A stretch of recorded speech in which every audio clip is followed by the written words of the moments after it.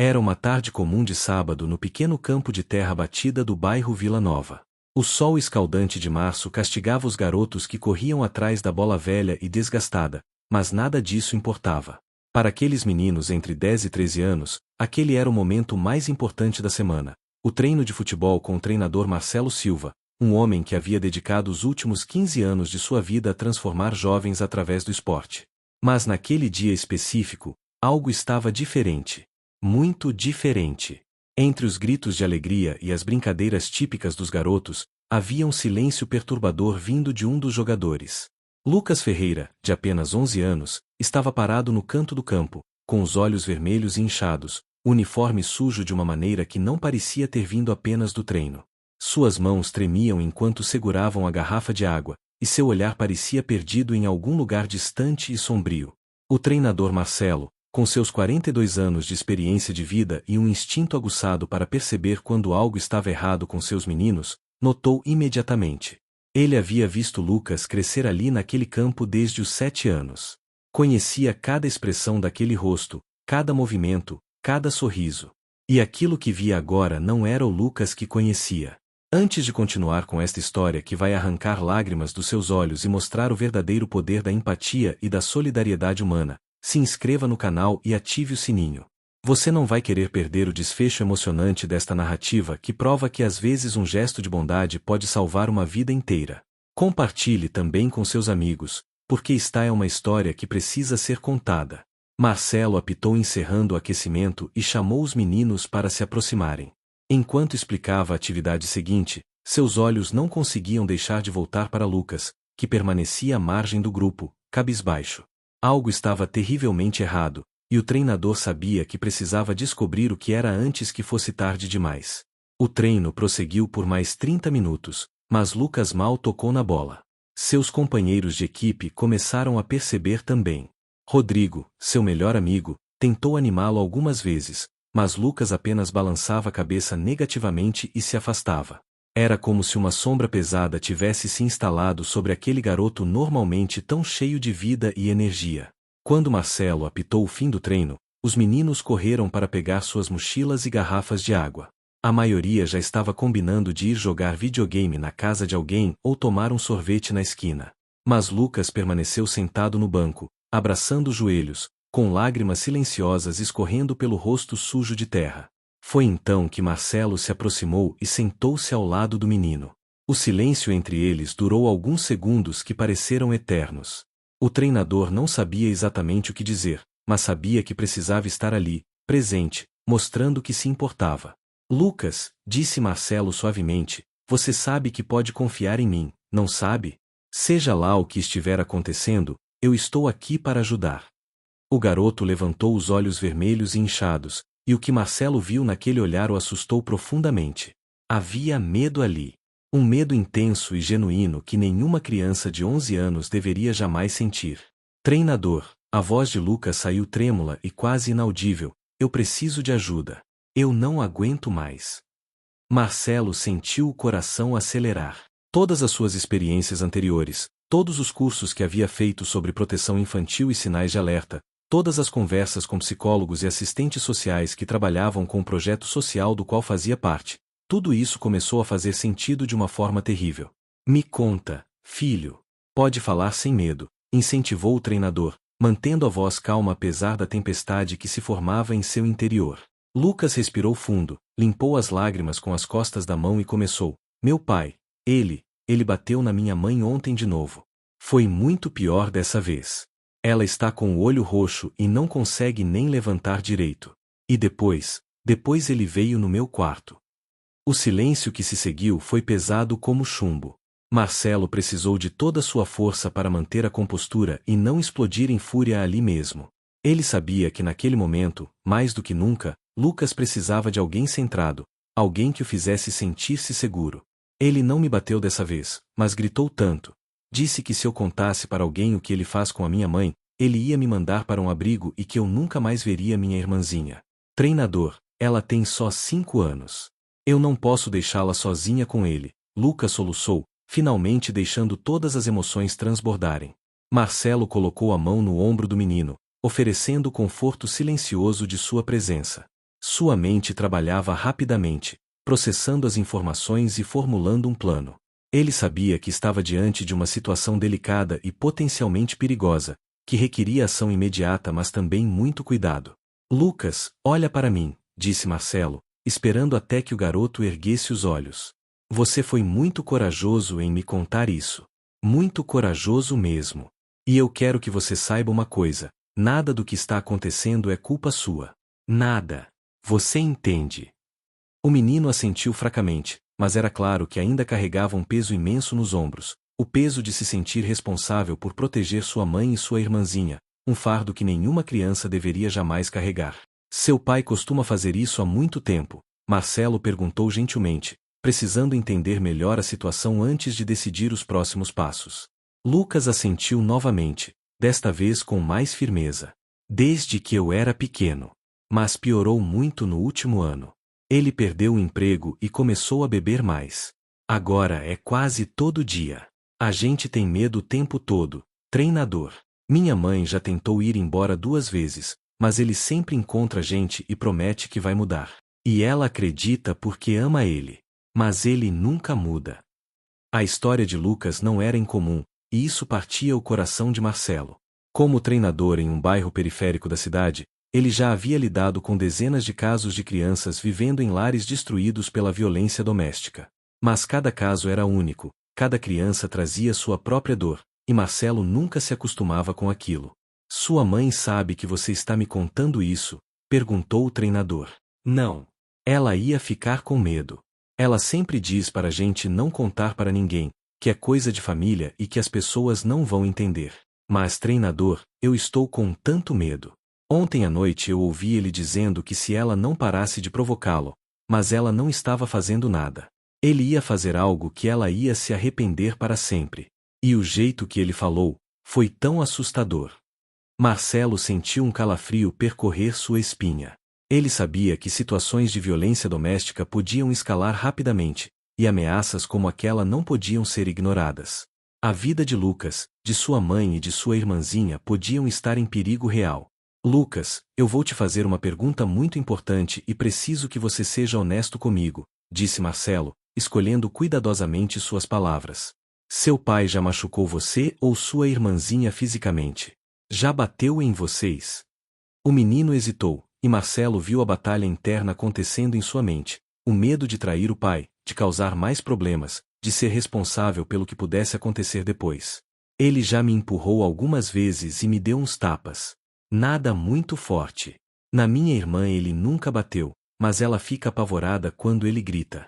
Às vezes ela faz xixi na cama de tanto medo, e aí minha mãe tem que esconder isso dele porque se ele descobrir, ele fica ainda mais furioso. Aquilo era o suficiente. Marcelo sabia que precisava agir, e agir rápido. Lucas, eu vou precisar envolver algumas pessoas que podem ajudar sua família. Sei que você está com medo, mas existem profissionais treinados para lidar com situações como essa, explicou Marcelo, mantendo o tom de voz tranquilizador. Vou ligar para uma assistente social que conheço. Ela é muito boa e vai saber exatamente o que fazer. O pânico imediatamente tomou conta do rosto de Lucas. Não, treinador. Se meu pai descobrir que eu contei, ele vai nos matar. Ele falou isso. Por favor, eu não devia ter falado nada. O garoto levantou-se rapidamente, preparando-se para sair correndo, mas Marcelo segurou sua mão com firmeza mas gentileza. Espera. Senta aqui comigo mais um minuto, pediu o treinador. Eu entendo seu medo. E eu não vou fazer nada sem te explicar cada passo, tá bem? Mas Lucas, pensa comigo, se não fizermos nada, o que você acha que vai acontecer? A situação vai melhorar sozinha. Lucas sentou-se novamente, derrotado. Ele sabia a resposta para aquela pergunta. Não, não ia melhorar. Ia piorar. Sempre piorava.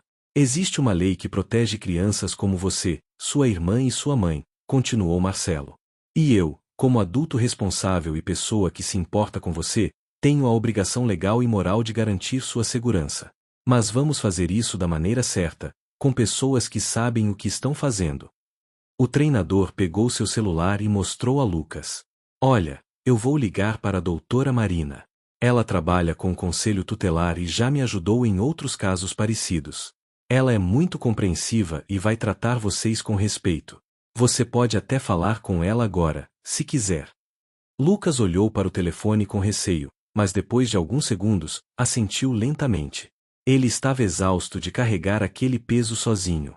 Talvez, apenas talvez, aqueles adultos pudessem realmente ajudar. Marcelo discou o número, e após 2 toques, uma voz feminina atendeu. Doutora Marina. É o Marcelo Silva, do projeto Bola na Rede. Preciso da sua ajuda com uma situação urgente. Tenho um menino aqui comigo que acabou de me relatar um caso de violência doméstica grave. A conversa durou cerca de 10 minutos. Marcelo explicou a situação com cuidado, sempre verificando se Lucas estava confortável com o que estava sendo compartilhado. A doutora Marina fez algumas perguntas específicas, que Marcelo repassou para Lucas, que respondeu com voz baixa mas firme. Quando a ligação terminou, Marcelo explicou o que aconteceria a seguir. A doutora Marina vai vir aqui buscar você e me disse que vai levar você para conversar com sua mãe primeiro. Ela quer ouvir o que sua mãe tem a dizer antes de tomar qualquer medida mais drástica. Dependendo do que sua mãe decidir, existem algumas opções. Que tipo de opções? Perguntou Lucas, ainda nervoso mas sentindo uma pequena fagulha de esperança pela primeira vez em muito tempo. Bem, se sua mãe concordar, ela e vocês podem ir para uma casa de abrigo para mulheres vítimas de violência doméstica. É um lugar seguro onde seu pai não pode encontrar vocês. Lá, sua mãe vai receber apoio psicológico, orientação jurídica para conseguir uma medida protetiva contra seu pai, e vocês vão ter um lugar seguro para ficar enquanto as coisas se resolvem.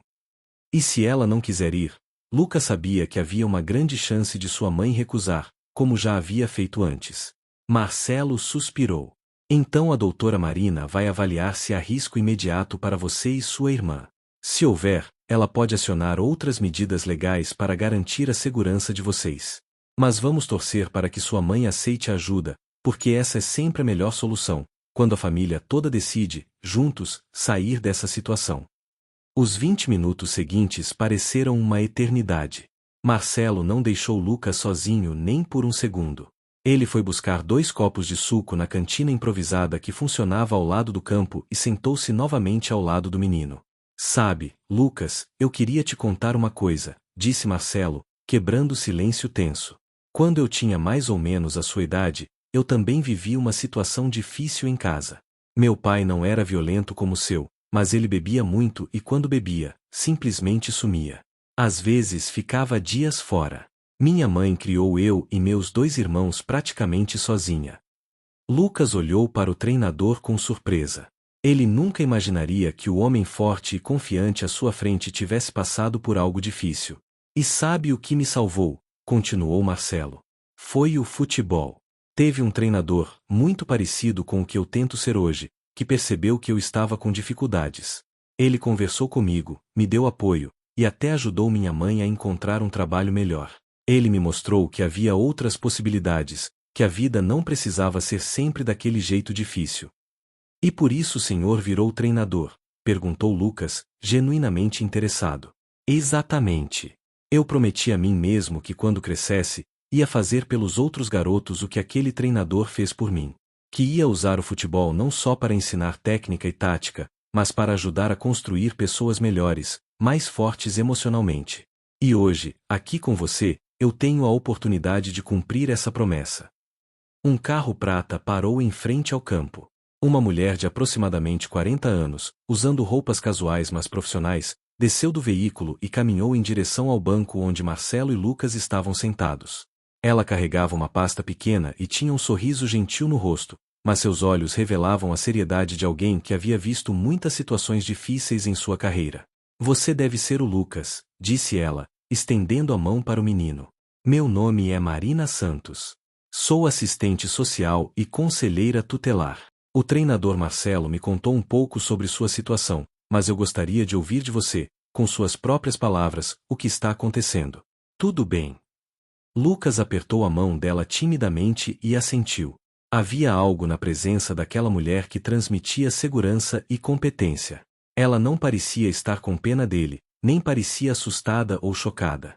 Parecia simplesmente alguém que estava ali para fazer seu trabalho da melhor forma possível.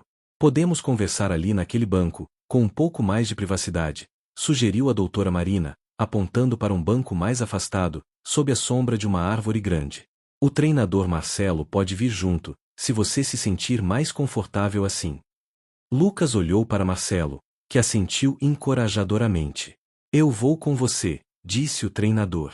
Mas se em algum momento você quiser conversar só com a doutora Marina, sem problema nenhum. Os três caminharam até o banco indicado e sentaram-se. A doutora Marina tirou um pequeno caderno da pasta e uma caneta. Lucas, tudo que você me contar agora é confidencial, mas também é muito importante para que eu possa ajudar você e sua família da melhor forma. Vou fazer algumas perguntas, e você responde apenas o que se sentir confortável em responder. Se alguma pergunta te deixar muito desconfortável, só me avisa e pulamos para a próxima. Combinado. Combinado, respondeu Lucas, surpreso com o quanto aquela mulher estava sendo respeitosa com ele. Ele esperava ser tratado como uma criança que não entende nada, mas a doutora Marina o estava tratando como alguém capaz de tomar decisões e expressar suas próprias opiniões. As perguntas começaram de forma suave: nome completo, idade, endereço, com quem morava. Depois foram ficando mais específicas: há quanto tempo a violência acontecia, com que frequência, se havia uso de álcool ou drogas envolvido, se já havia ferimentos graves, se a polícia já havia sido acionada anteriormente. Lucas respondeu a tudo com uma honestidade dolorosa. Ele contou sobre as noites em que ficava acordado, com medo de que os gritos se transformassem em algo pior. Sobre como aprendeu a reconhecer os sinais de quando seu pai estava prestes a explodir, e como tentava distrair a irmãzinha para que ela não presenciasse as piores cenas. Contou sobre a vez em que sua mãe teve que ir ao hospital escondida, inventando uma desculpa sobre ter caído da escada, porque estava com suspeita de costelas quebradas. A cada revelação, a expressão da doutora Marina ficava mais séria, embora ela mantivesse o tom de voz calmo e acolhedor. Ela fazia anotações cuidadosas, sempre verificando com Lucas se estava registrando corretamente o que ele havia dito. Lucas, você foi extremamente corajoso ao compartilhar tudo isso comigo, disse a doutora Marina depois de cerca de 40 minutos de conversa. Agora eu preciso conversar com sua mãe. Você sabe onde ela está agora? Ela deve estar em casa. Sábado ela não trabalha, respondeu Lucas, e então o medo voltou a tomar conta dele. Mas meu pai, ele também está lá. Ele sempre está em casa no sábado vendo futebol na TV e bebendo. A doutora Marina trocou um olhar significativo com Marcelo. Aquilo complicava as coisas. Ela não podia simplesmente aparecer na casa com Lucas e começar a fazer perguntas. Isso poderia colocar a mãe e a irmã em perigo imediato. Tudo bem. Vou ligar para sua mãe primeiro. Você tem o número do celular dela? Perguntou a assistente social. Lucas recitou o número de cor e observou nervosamente enquanto a doutora Marina discava. O telefone tocou várias vezes antes de alguém atender. Era possível ouvir uma voz feminina fraca do outro lado da linha. Senhora Ferreira? Meu nome é Marina Santos, sou assistente social do Conselho Tutelar. Estou aqui com seu filho Lucas, que está bem inseguro. Ele pediu ajuda para uma situação familiar delicada, e eu gostaria muito de conversar com a senhora pessoalmente. A senhora pode se encontrar comigo em algum lugar público, talvez uma cafeteria ou praça próxima à sua casa. Houve um silêncio do outro lado, depois vozes abafadas. A mãe de Lucas provavelmente havia coberto o telefone para falar com alguém. Depois, sua voz voltou, ainda mais baixa. Eu não posso sair agora. Meu marido está aqui. Entendo perfeitamente, senhora Ferreira. Que tal amanhã de manhã? Domingo seu marido costuma sair de casa em algum momento. Ele vai jogar futebol com os amigos dele às 9 da manhã. Fica fora umas 3 horas mais ou menos. Perfeito. Que tal nos encontrarmos às 9h30 na Praça São José? É perto da sua casa. É sim. Mas, isso é sobre o que exatamente? A doutora Marina escolheu suas palavras cuidadosamente. É sobre o bem-estar dos seus filhos e algumas preocupações que foram levantadas. Mas tudo isso vamos conversar pessoalmente, com calma e privacidade. A senhora vem sozinha ou prefere trazer a sua filha pequena? Vou trazer ela. Não posso deixá-la sozinha aqui. Ótimo. Então nos vemos amanhã às 9h30 na Praça São José. E senhora Ferreira, Por favor, não mencione esta ligação ao seu marido. É importante para a segurança de todos. Houve uma pausa pesada, e então a mãe de Lucas disse em um sussurro: ele contou, não foi? O Lucas contou. Vamos conversar amanhã. A senhora vai trazer a pequena Sofia, certo? Até lá, se acontecer qualquer coisa, qualquer emergência, me liga neste número. Não importa a hora. Tá bem. Tá. A ligação foi encerrada, e a doutora Marina guardou o telefone. Bem, sua mãe vai se encontrar comigo amanhã de manhã, informou ela a Lucas. O que significa que você vai passar a noite em casa hoje? Você acha que está seguro para fazer isso? Lucas pensou por um momento. Seu instinto era dizer não, que não estava seguro, que tinha medo. Mas ele também conhecia as rotinas de sua casa. Aos sábados à noite, depois de beber cerveja o dia todo assistindo futebol, seu pai costumava cair no sofá e dormir feito pedra. Era quase sempre uma noite tranquila, desde que ninguém o incomodasse. Eu acho que sim, disse Lucas finalmente. Sábado à noite ele geralmente bebe até apagar. Se eu chegar e for direto pro meu quarto, ele nem vai notar muito. A doutora Marina não parecia completamente convencida, mas também sabia que suas opções eram limitadas naquele momento. Remover uma criança de casa sem falar primeiro com os pais era uma medida drástica que poderia piorar a situação para todos. Tá bem. Mas Lucas, eu quero que você tenha meu número salvo no seu celular. Se qualquer coisa, absolutamente qualquer coisa te deixar assustado hoje à noite, você me liga. Não importa o horário. Pode ser 2 da manhã. Você liga, e eu vou buscar você e sua irmã. Entendido? Lucas pegou seu celular velho e salvou o número que a doutora Marina ditou. Aquilo fazia sentir um pouco mais seguro, saber que havia alguém que poderia vir em seu socorro se necessário. Eu vou te dar uma carona até perto da sua casa, ofereceu Marcelo. Assim você não precisa ir andando com esse sol. Durante o trajeto de carro, os três permaneceram em silêncio por alguns minutos.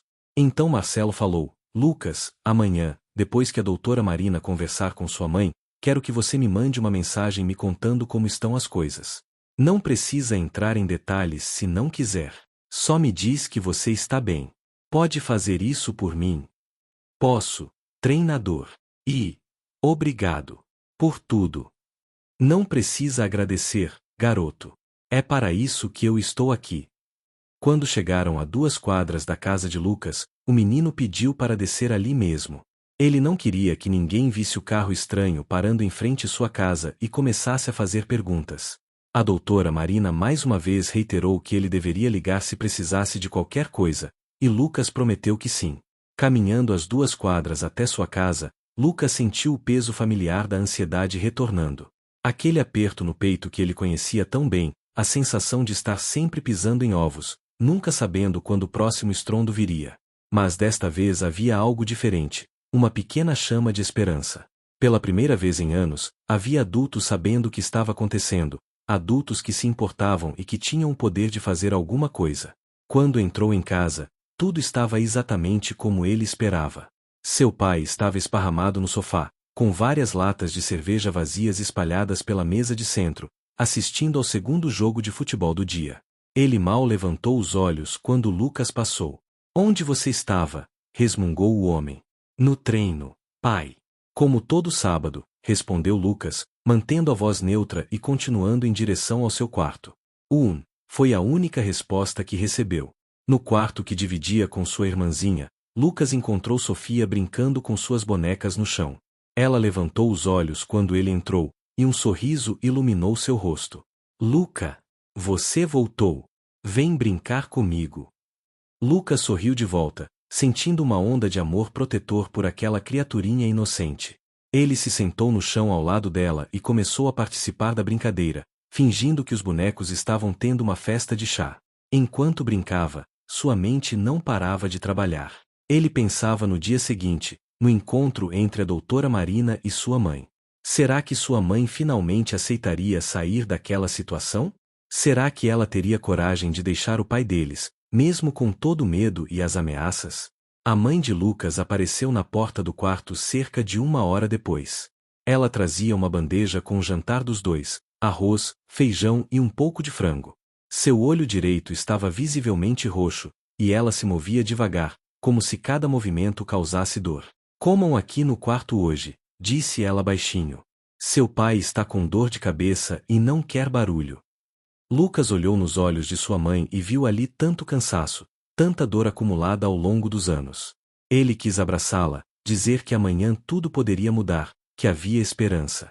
Mas não podia falar nada com Sofia ali, então apenas assentiu e agradeceu pela comida.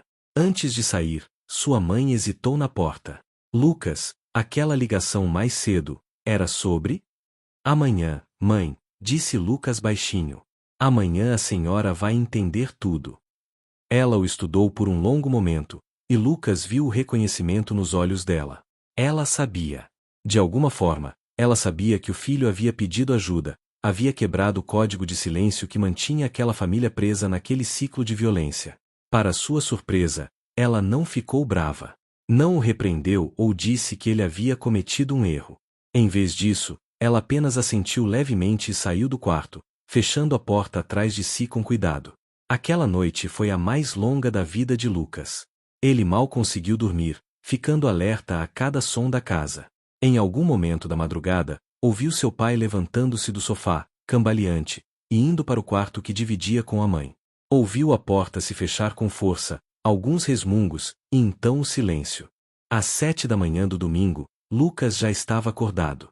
Ele não havia dormido direito, mas sentia-se estranhamente alerta. Hoje poderia ser o dia que mudaria tudo.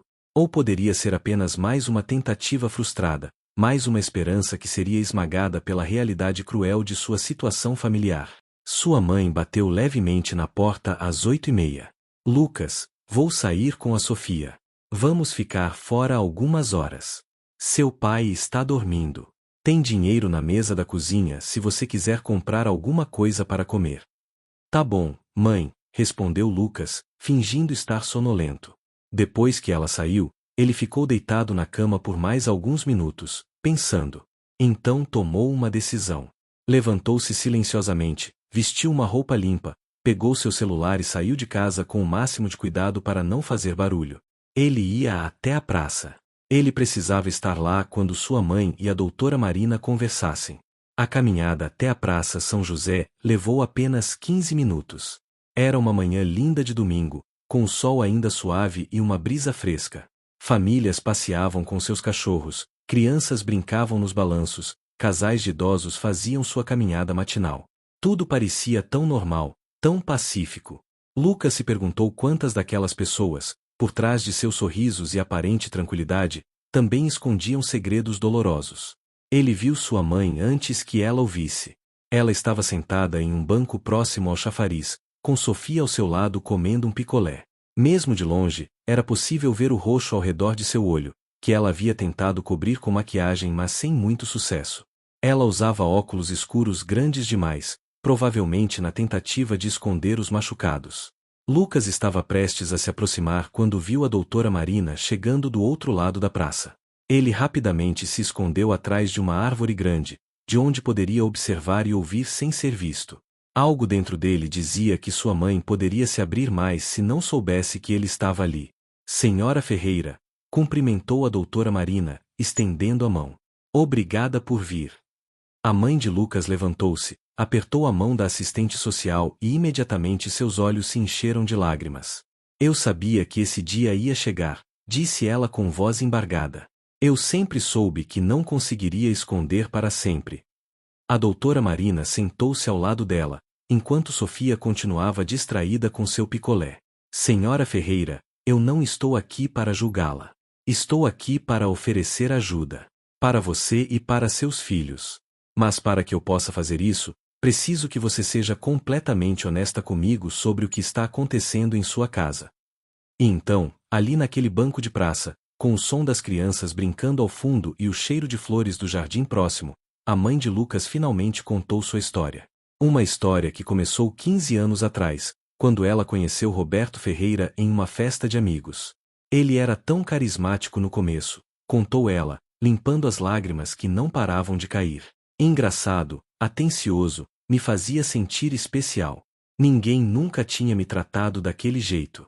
Namoramos por 2 anos antes de casar, e durante todo esse tempo ele foi perfeito. Perfeito demais, eu percebo agora. A primeira vez que ele a havia agredido foi 3 meses após o casamento. Ela estava grávida de Lucas. Foi um tapa no rosto porque o jantar não estava do jeito que ele queria. Ele chorou depois, pediu desculpas 1000 vezes, jurou que nunca mais aconteceria. Ela acreditou porque queria acreditar, porque estava grávida e assustada e não tinha para onde ir. Meus pais já eram falecidos. Eu não tenho irmãos. Meus amigos foram se afastando ao longo dos anos porque ele não gostava quando eu saía ou conversava com outras pessoas. Eu fiquei completamente isolada, completamente dependente dele. E quando Lucas nasceu, senti que não podia sair mesmo. Como eu ia criar um bebê sozinha sem dinheiro, sem trabalho, sem ninguém?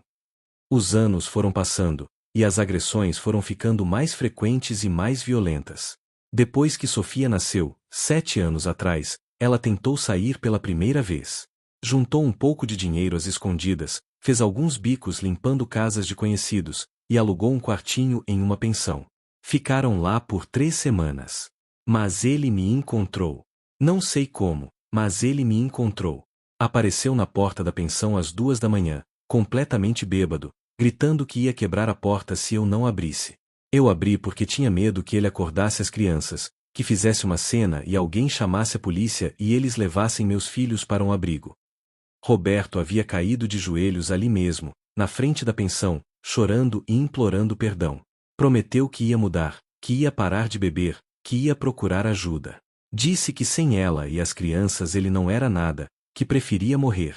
Ela voltou porque teve pena, porque ainda tinha algum sentimento por ele, porque o via como um homem doente que precisava de ajuda e não como o agressor que ele realmente era. A segunda vez que tentei sair foi há 2 anos. Dessa vez durou apenas 1 semana. Ele me achou de novo e, dessa vez foi diferente. Ele não chorou, não implorou. Ele ameaçou. Disse que se eu tentasse sair de novo, ele ia me matar e matar as crianças também. E doutora, o jeito que ele falou, eu acreditei. Eu realmente acreditei que ele era capaz de fazer isso. A doutora Marina ouvia tudo com atenção profissional, fazendo anotações ocasionais mas principalmente oferecendo sua presença compassiva. Ela já havia ouvido muitas histórias parecidas ao longo de sua carreira, mas cada uma delas ainda tocava seu coração de uma forma única. Senhora Ferreira, eu preciso te perguntar, você quer sair dessa situação? Questionou a doutora Marina diretamente. Porque existe ajuda disponível, mas apenas se você quiser aceitar essa ajuda. Ninguém pode te forçar a fazer nada. A mãe de Lucas ficou em silêncio por um longo momento. Era a pergunta que ela havia evitado responder para si mesma durante anos. Era mais fácil simplesmente sobreviver dia após dia do que tomar a decisão aterradora de mudar tudo. Eu tenho tanto medo, admitiu ela finalmente. Medo do que ele vai fazer se descobrir. Medo de não conseguir me sustentar sozinha com 2 crianças. Medo de falhar como mãe. Mas eu também tenho medo do que vai acontecer se eu ficar. Ontem à noite, enquanto ele dormia, eu fiquei olhando para ele e pensei: um dia ele vai me matar. E meus filhos vão ficar órfãos por causa da minha covardia. Não é covardia, corrigiu a doutora Marina gentilmente. É uma resposta normal a uma situação de trauma prolongado. Você fez o que achou que precisava fazer para sobreviver e proteger seus filhos. Mas agora você tem a oportunidade de fazer uma escolha diferente. E dessa vez, você não vai estar sozinha. A assistente social explicou detalhadamente o que aconteceria se ela decidisse aceitar ajuda. Primeiro, iriam imediatamente para uma casa-abrigo para mulheres vítimas de violência doméstica. O endereço era secreto e altamente protegido. Roberto não conseguiria encontrá-las lá. Na casa-abrigo, ela e as crianças teriam um quarto privado, 3 refeições por dia, e acesso a uma equipe de profissionais incluindo psicólogos, assistentes sociais e advogados. Um advogado vai te ajudar a conseguir uma medida protetiva de urgência contra seu marido, explicou a doutora Marina. Isso significa que ele fica legalmente proibido de se aproximar de você ou das crianças. Se ele violar essa ordem, pode ser preso imediatamente. Mas ele não vai respeitar um papel, protestou a mãe de Lucas. Ele não liga para leis. Por isso a casa-abrigo existe. Enquanto o processo corre, vocês ficam em segurança lá. Normalmente as mulheres ficam de 3 a 6 meses, tempo suficiente para conseguir se reorganizar. Durante esse período, vamos te ajudar a encontrar um emprego, conseguir documentação para os benefícios sociais que você tem direito, e, se necessário, te ajudar a encontrar uma nova moradia em uma localização que seu marido não conheça. Parecia bom demais para ser verdade. A mãe de Lucas queria acreditar, mas anos de desesperança haviam tornado difícil para ela confiar que as coisas pudessem realmente melhorar. E as crianças? Elas vão poder continuar na escola? Perguntou ela, pensando em todos os detalhes práticos. Lucas e Sofia podem ser transferidos para escolas próximas à casa-abrigo, ou dependendo da situação, podemos organizar transporte para que continuem nas escolas atuais se você achar que isso é melhor para eles. A ideia é causar o mínimo de perturbação possível na vida deles, dentro das circunstâncias. Foi então que Sofia, que até aquele momento estava distraída com seu picolé e observando os pássaros, olhou para a mãe e perguntou com sua vozinha doce de criança: Mamãe, por que você está chorando? O papai machucou você de novo. Aquelas palavras, vindas de uma criança de apenas 5 anos, foram como um soco no estômago. A mãe de Lucas percebeu naquele momento que ela não estava apenas destruindo sua própria vida ao permanecer naquela situação, estava destruindo a infância de seus filhos, estava ensinando a eles que violência era normal, que amor significava dor. Sofia, amor, disse ela, ajoelhando-se na frente da filha e segurando seu rostinho pequeno entre as mãos. A mamãe está chorando porque a gente vai fazer uma viagem. A gente vai para um lugar novo, onde vai ser seguro e feliz. Você gostaria disso? Os olhos de Sofia se iluminaram. Uma viagem de verdade? Com o Luca também? Sim, com o Luca também. E o papai vai junto? Houve uma pausa pesada. Não, amor. Dessa vez não. Eba! Gritou Sofia, batendo palminhas, e então rapidamente cobriu a boca com as mãos, como se tivesse dito algo errado. Mas não havia nada de errado naquela reação. Era a reação honesta de uma criança que tinha medo do próprio pai, que associava a ausência dele com segurança e felicidade. E ver aquilo quebrou o último fragmento de hesitação no coração da mãe de Lucas. Eu vou, disse ela para a doutora Marina, com uma determinação que não sentia há anos. Eu vou aceitar a ajuda. Mas precisa ser agora, hoje. Porque se eu voltar para aquela casa, se eu ver ele de novo, eu sei que vou perder a coragem.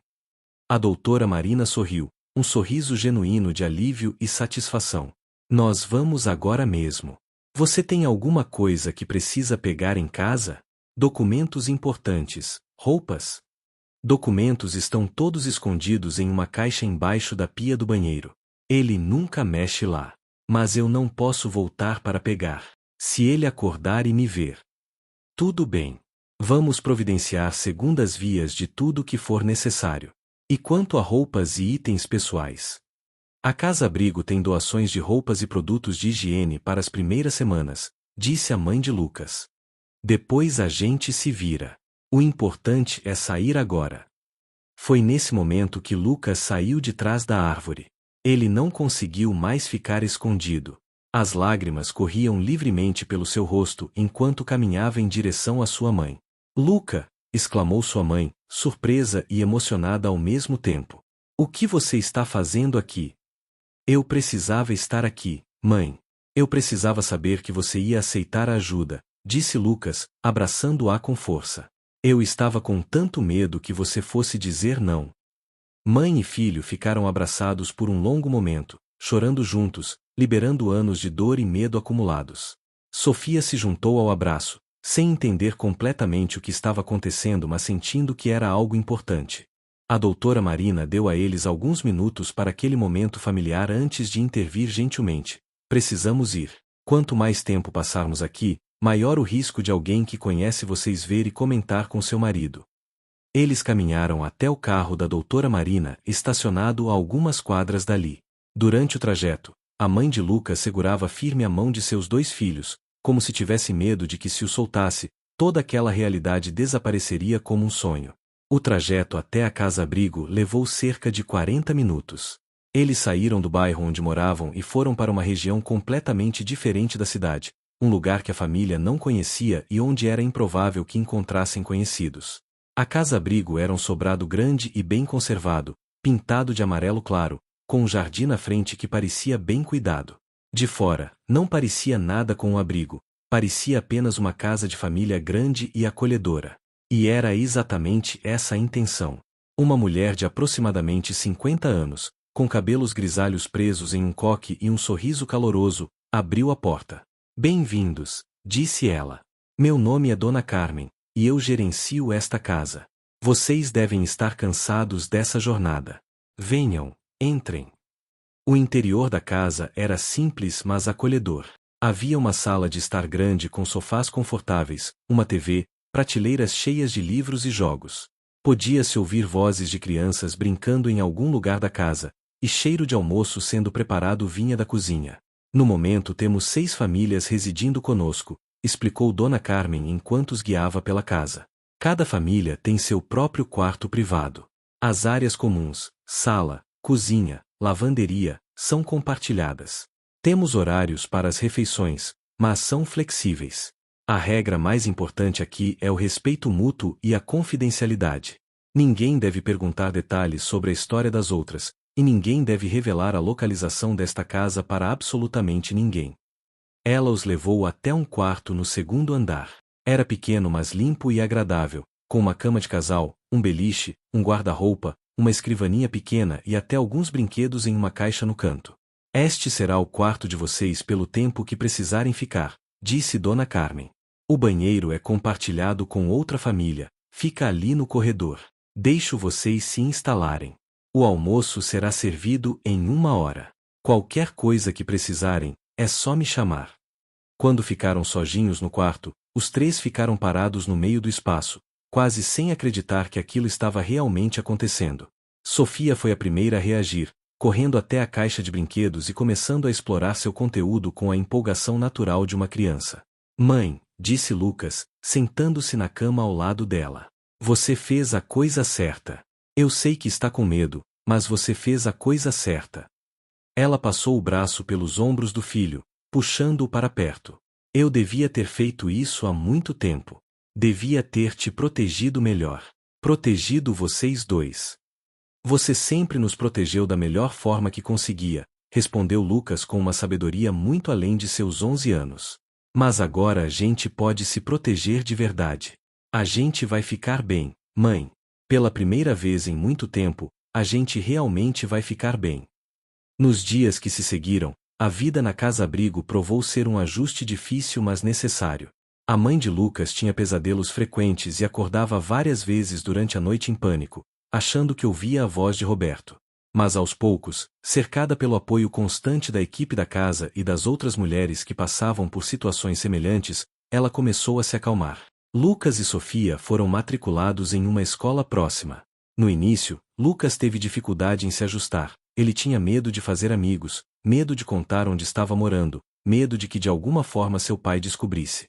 Mas a psicóloga da casa-abrigo, doutora Beatriz, trabalhou com ele semanalmente, ajudando-o a processar o trauma e a ansiedade. A medida protetiva contra Roberto foi concedida após uma audiência urgente. Ele foi notificado legalmente de que não poderia se aproximar de sua esposa ou filhos sob pena de prisão. Segundo a doutora Marina, que acompanhava o caso de perto, Roberto havia tentado descobrir o paradeiro da família, chegando a ir até a escola antiga das crianças e interrogar vizinhos, mas sem sucesso. Ele está furioso, relatou a doutora Marina durante uma de suas visitas semanais à casa-abrigo. Mas legalmente, se ele tentar qualquer coisa, ele sabe que vai preso. E o juiz deixou bem claro que qualquer violação da medida protetiva resultará em prisão preventiva imediata. 2 semanas após chegarem à casa-abrigo, algo inesperado aconteceu. O treinador Marcelo apareceu para uma visita. Ele havia estado em contato constante com a doutora Marina, acompanhando o desenrolar da situação, e ela finalmente havia conseguido autorização para que ele visitasse Lucas. O encontro entre o treinador e seu jogador foi emocionante. Marcelo trouxe uma bola de futebol nova, alguns livros e uma carta assinada por todos os meninos do time desejando melhoras e dizendo que sentiam saudades de Lucas. Você é um herói, sabia? Disse Marcelo para Lucas enquanto conversavam no jardim da casa-abrigo. Você foi corajoso o suficiente para pedir ajuda. Você salvou sua família. Não é todo mundo que tem essa coragem. Eu não me sinto corajoso, admitiu Lucas. Na maioria das vezes eu só sinto medo. Coragem não é a ausência de medo, garoto. Coragem é fazer a coisa certa mesmo quando você está com medo. E você fez exatamente isso. Marcelo então fez uma proposta. Tem um campo de futebol a 3 quadras daqui. Treino da escolinha municipal acontece toda terça e quinta à tarde. Conversei com o treinador de lá. Ele é amigo meu. Ele tem uma vaga para você, se quiser. Os olhos de Lucas se iluminaram. Futebol havia sido sua constante, seu escape, seu lugar seguro. E agora, nesta nova vida, poder continuar jogando representava uma continuidade importante, uma ponte entre quem ele era antes e quem ele estava se tornando. 6 meses se passaram desde aquele domingo que mudou tudo. A família havia saído da casa-abrigo há 2 semanas e se mudado para um apartamento pequeno em outro bairro da cidade. Não era muito, 2 quartos, cozinha americana, sala minúscula, mas era deles. Era um lar conquistado com esforço e coragem, um espaço livre de medo e violência. A mãe de Lucas havia conseguido um emprego como auxiliar administrativa em uma clínica médica. Não pagava muito, mas era o suficiente para cobrir as despesas básicas, especialmente com a ajuda de alguns programas sociais de auxílio. Ela também havia iniciado terapia semanal e participava de um grupo de apoio para mulheres sobreviventes de violência doméstica. Eu me sinto renascida, ela confidenciou à doutora Beatriz durante uma de suas sessões de terapia. Pela primeira vez em 15 anos, eu acordo de manhã sem aquele peso no peito, sem aquele medo constante. Eu consigo respirar. Sofia estava florescendo. A menina que antes era tímida e assustada agora era falante e alegre. Ela havia feito amiguinhas na escola nova e adorava mostrar para a mãe os desenhos que fazia em aula. Os episódios de fazer xixi na cama haviam cessado completamente depois de 2 meses na casa-abrigo. Lucas continuava jogando futebol. Ele havia se tornado um dos melhores jogadores do novo time e havia até sido selecionado para um torneio regional. O treinador Marcelo ia assistir a todos os seus jogos importantes, sempre presente, sempre apoiando. Mas nem tudo eram flores. Lucas ainda tinha pesadelos ocasionais. Às vezes via um homem na rua que se parecia com seu pai e sentia aquela onda familiar de pânico. A terapia estava ajudando, mas ele sabia que levaria tempo para processar completamente tudo o que havia vivido. Quanto a Roberto, ele havia violado a medida protetiva 2 vezes nos primeiros meses. Na primeira vez, apareceu no portão da escola antiga de Lucas, exigindo ver os filhos.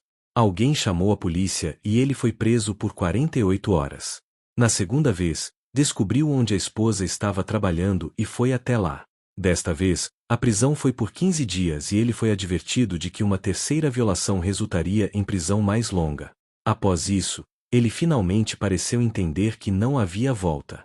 Através de seu advogado, ele aceitou o processo de divórcio sem contestação e renunciou aos direitos de visitação das crianças, alegando que queria seguir em frente com sua vida. Para a família, foi um alívio imenso saber que não teriam que manter nenhum tipo de contato com ele.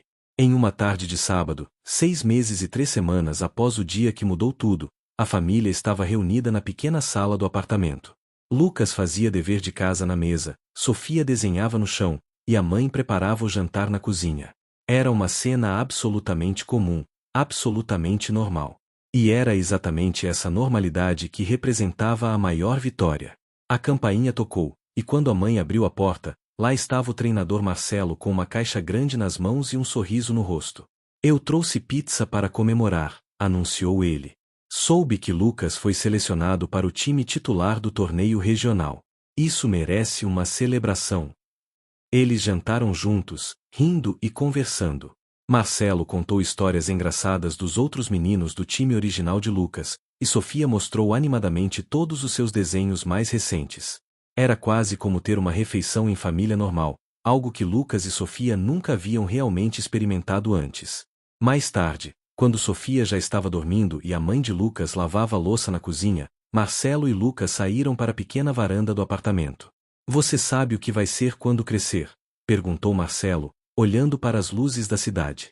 Lucas pensou por um momento. Acho que quero ser assistente social ou psicólogo. Quero ajudar outras crianças que estão passando pelo que eu passei. Quero ser para eles o que você e a doutora Marina foram para mim. Marcelo sorriu, sentindo os olhos marejarem. Você vai ser incrível nisso. E até lá, continua jogando futebol, continua estudando, continua sendo esse garoto corajoso que você é. Treinador, disse Lucas após um momento de silêncio. Obrigado. Por tudo. Por me ouvir naquele dia, por não ignorar, por ajudar minha família. Você literalmente salvou nossas vidas. Não, Lucas, corrige o Marcelo, colocando a mão no ombro do garoto. Você salvou suas próprias vidas. Eu apenas dei o empurrão inicial. O resto, a coragem de sair, de recomeçar, de continuar lutando todos os dias, isso foi tudo vocês. Enquanto olhavam para o céu estrelado daquela noite tranquila, Lucas sentiu algo que não sentia há muito tempo, esperança genuína no futuro. Ele sabia que ainda haveria dias difíceis pela frente. Sabia que as cicatrizes emocionais levariam anos para sarar completamente. Mas também sabia que ele e sua família haviam quebrado o ciclo de violência. Que eles haviam escolhido um caminho diferente, um caminho difícil mas que levava à luz. E naquele momento, enquanto o vento fresco da noite soprava suavemente, Lucas fez uma promessa silenciosa a si mesmo. Quando crescesse, ele seria como o treinador Marcelo. Seria alguém que prestava atenção, que se importava, que não desviava o olhar quando via uma criança em sofrimento. Seria alguém que fazia a diferença. Porque no final das contas, às vezes tudo que uma pessoa precisa é de alguém que se importe o suficiente para perguntar: você está bem? E que fique por perto para ouvir a resposta honesta. Lucas agora tinha 14 anos e era o capitão de seu time de futebol. Sua mãe havia sido promovida na clínica e estava fazendo um curso técnico de enfermagem. Sofia, com 8 anos, era uma das melhores alunas de sua turma e adorava contar para todo mundo sobre seu irmão mais velho que era o melhor jogador de futebol do mundo. Roberto nunca mais tentou contato. Segundo boatos que chegaram até eles através de conhecidos antigos, ele havia se mudado para outro estado e recomeçado sua vida. A família preferia não saber detalhes, aquele capítulo estava fechado. Em uma tarde de sábado, Lucas estava no mesmo campo de terra batida onde tudo havia começado 3 anos atrás. O treinador Marcelo o havia convidado para ajudar em um treino dos garotos mais novos. Lucas adorava fazer isso nas suas tardes livres, era sua forma de retribuir, de passar adiante a bondade que havia recebido. Durante o treino, Lucas notou um menino de uns 9 anos sentado sozinho no banco, com olhar distante e triste. Algo no jeito do garoto lhe pareceu familiar. Aquela postura curvada, aquele olhar perdido, aqueles ombros que carregavam um peso invisível mas imenso. Enquanto os outros meninos faziam um exercício de dribles, Lucas caminhou até o banco e sentou-se ao lado do garoto. E aí, tudo bem? Perguntou gentilmente. O menino deu de ombros, sem responder. Sabe, eu costumava sentar exatamente neste banco, neste mesmo lugar, quando tinha mais ou menos a sua idade, continuou Lucas. E às vezes eu me sentia muito triste, muito cansado, muito assustado. Como se eu estivesse carregando um segredo muito pesado que não podia contar para ninguém. O garoto olhou para Lucas pela primeira vez, e seus olhos se arregalaram ligeiramente. Era o olhar de alguém que acabou de encontrar alguém que entendia. Se você quiser conversar sobre o que está te deixando triste, disse Lucas suavemente, eu estou aqui. E eu prometo que vou te ouvir de verdade. Porque eu sei como é importante ter alguém que escute. O menino hesitou por um longo momento. Então, em voz quase inaudível, sussurrou, meu pai, ele machuca minha mãe. E eu não sei o que fazer. Lucas sentiu as lágrimas queimarem seus olhos, mas manteve a compostura. Ele colocou a mão no ombro do garoto, exatamente como o treinador Marcelo havia feito com ele 3 anos atrás. Eu sei exatamente o que você está sentindo, disse Lucas. E eu prometo que vamos te ajudar. Você não está sozinho. Nunca esteve sozinho. E enquanto chamava o treinador Marcelo com um gesto e começava a conversar mais com aquele menino assustado, Lucas soube que o ciclo estava se completando. Ele estava se tornando a pessoa que prometeu ser naquela noite na varanda 3 anos atrás. Estava se tornando alguém que fazia a diferença. E tudo havia começado com um grito de socorro em um campo de futebol, e com um homem que se importou o suficiente para ouvir.